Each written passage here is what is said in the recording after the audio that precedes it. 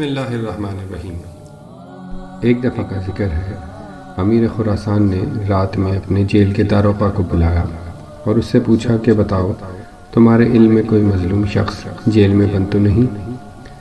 داروغہ نے عرض کیا، عالی جان، میں یہ تو نہیں جانتا کہ مظلوم کون ہے، لیکن اتنی بات ضرور ہے کہ میں ایک شخص کو دیکھتا ہوں جو جیل میں نماز پڑھتا ہے اور رقت آمیز اور دلسوز دعائیں کرتا ہے۔ امیر نے حکم دیا اسے فوراً حاضر کیا جائے۔ جب وہ شخص امیر کے سامنے حاضر ہوا تو امیر نے اس کے معاملے کی تحقیق کی، معلوم ہوا کہ وہ بے قصور ہے۔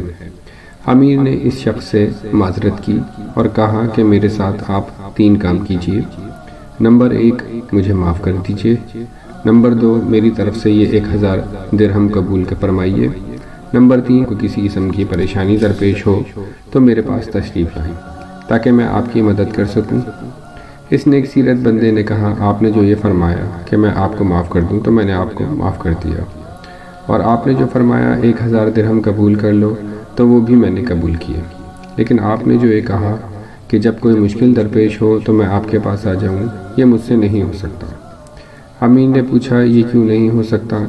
تو اس شخص نے جواب دیا، وہ خالق و مالک جل جلالہ جو مجھ جیسے فقیر کے لیے آپ جیسے بادشاہ کا تخت ایک رات میں 4 مرتبہ آندھا کر سکتا ہے، تو اس کو چھوڑ دینا اور اپنی ضرورت کسی دوسرے کے پاس لے جانا اصول بندگی کے خلاف ہے۔